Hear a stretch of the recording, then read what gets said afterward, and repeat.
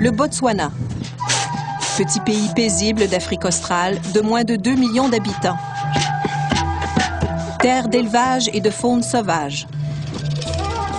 Mais dont le sous-sol aride regorge d'une richesse convoitée, le diamant. Ailleurs sur le continent, on a mutilé et tué pour ce qu'on a appelé les diamants de sang. En Sierra Leone, au Libéria, au Congo, les pierres précieuses n'ont apporté que corruption et conflit. Mais au Botswana, les bruits d'explosion n'évoquent que la prospérité.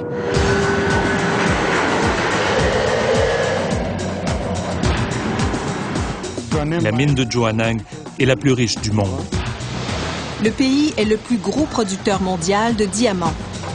Ceci est une kimberlite qui contient du diamant. Comme toutes les mines de diamants au pays, Jwaneng est la propriété de Debswana, une coentreprise à part égale entre le géant diamantaire De Beers et l'État botswanais. Les diamants contribuent au tiers du produit intérieur brut. Tout ce que je fais ici peut ébranler l'économie du pays. Ça me fait me sentir important et en même temps, c'est une énorme responsabilité.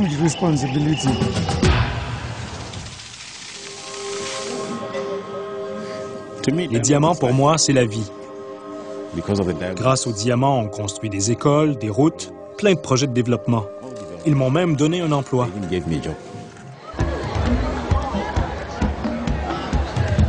L'exemple du Botswana montre ce qui arrive lorsque des richesses naturelles ne vont pas gonfler les poches de quelques privilégiés et que le reste de la société en profite. Il y a de belles histoires en Afrique dont on ne parle jamais.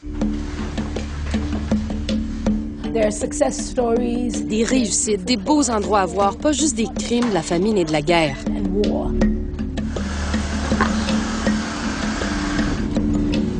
Shombi Ellis, une animatrice de radio, fait partie de la classe moyenne grandissante du Botswana. À plus de 7 000 $ canadiens annuellement, le revenu par habitant ici est parmi les plus élevés en Afrique, et pas loin de celui de pays comme la Malaisie ou l'Argentine. Le Botswana est stable depuis 40 ans, ce qui en fait un endroit formidable où vivre.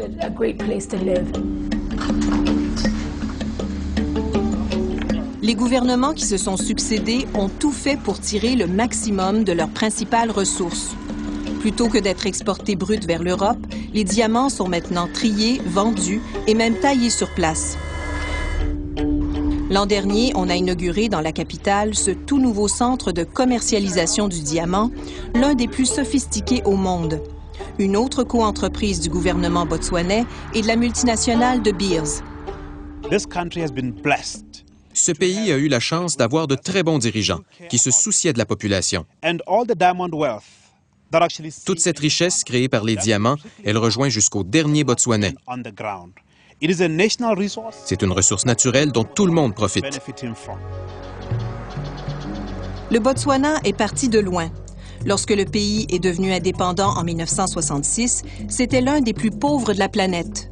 Mais un an après la fin du protectorat britannique, on découvrait les premiers diamants. Le premier président de la Nouvelle République, Seretse Khama, a donné le ton.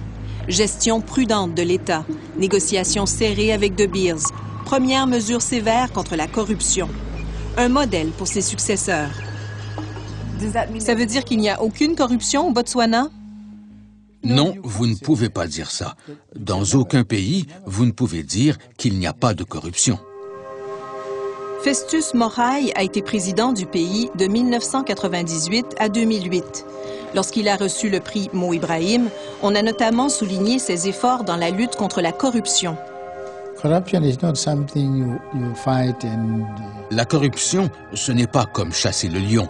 Vous le tuez et vous dites « ça y est, il est mort ». Non, c'est toujours là, à rôder autour. Je n'ai jamais vraiment été témoin de corruption. Je ne dis pas que ça n'existe pas, mais le gouvernement a mis en place des structures pour qu'elles soient minimales. Dès leur plus jeune âge, les jeunes Botswanais apprennent que la corruption est un frein au développement. Ils forment même des clubs dans les écoles. Depuis 1994, il existe aussi une agence gouvernementale de lutte contre la corruption et le crime économique. Corruption kills our economy. Campagne de prévention, ligne téléphonique pour dénoncer les irrégularités, l'agence mène environ 600 enquêtes par année.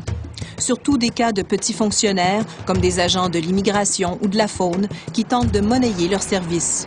Ça peut être quelqu'un qui vous demande 20 poulas pour entrer dans une réserve ou obtenir un permis.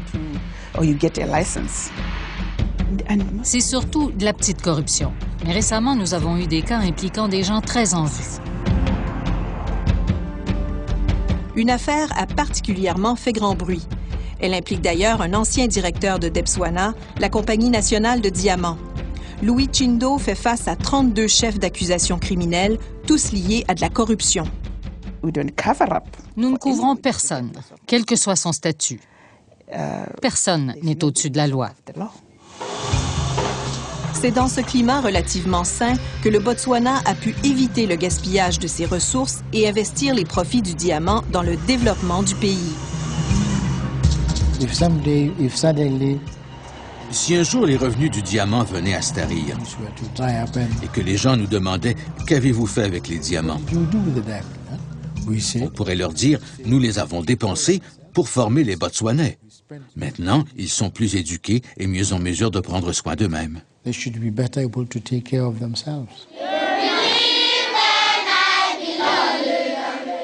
Le gouvernement botswanais est l'un de ceux qui dépensent le plus par habitant en éducation au monde.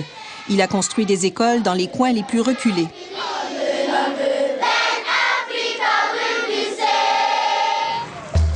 La plupart des cours à l'université sont subventionnés.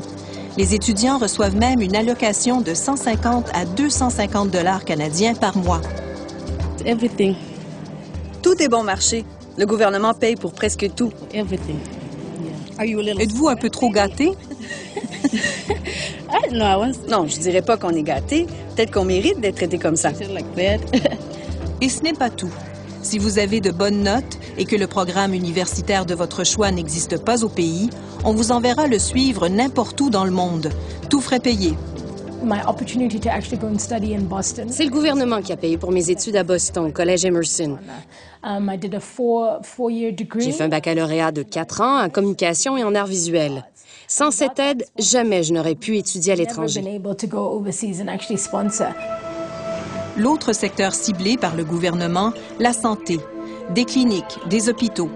Le Botswana est le 2e pays du monde pour le taux d'infection au VIH-Sida. 1 adulte sur 4 est atteint.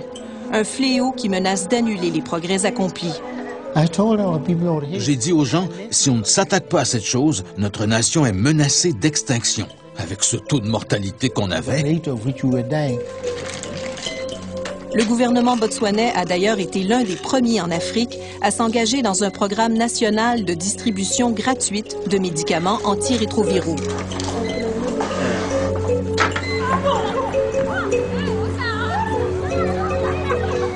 Malgré les avancées, tout n'est pas parfait. Il y a des disparités, des bidonvilles.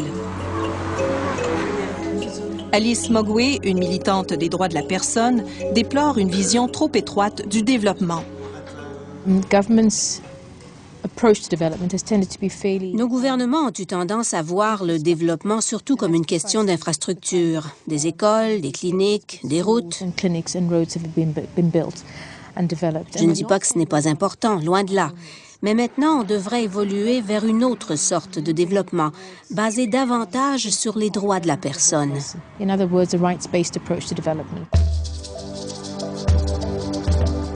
Le Botswana applique la peine de mort et il est critiqué pour le traitement qu'il réserve à sa minorité San, ceux qu'on appelle les Bushmen. Malgré une victoire récente des San devant les tribunaux, le gouvernement veut toujours les évincer de leurs terres ancestrales pour faciliter l'extraction des diamants, selon les critiques. Mais pour Chombi Ellis, le bilan reste positif. Comme plusieurs Botswanais que nous avons rencontrés, elle sent qu'elle a une dette envers son pays. Plusieurs d'entre nous qui sommes allés aux États-Unis avons pensé à rester là-bas. Mais vous réalisez qu'il y a quelque chose qui vous ramène au Botswana. Vous avez l'impression qu'il faut contribuer, faire votre part, parce que ce pays a tant fait pour vous.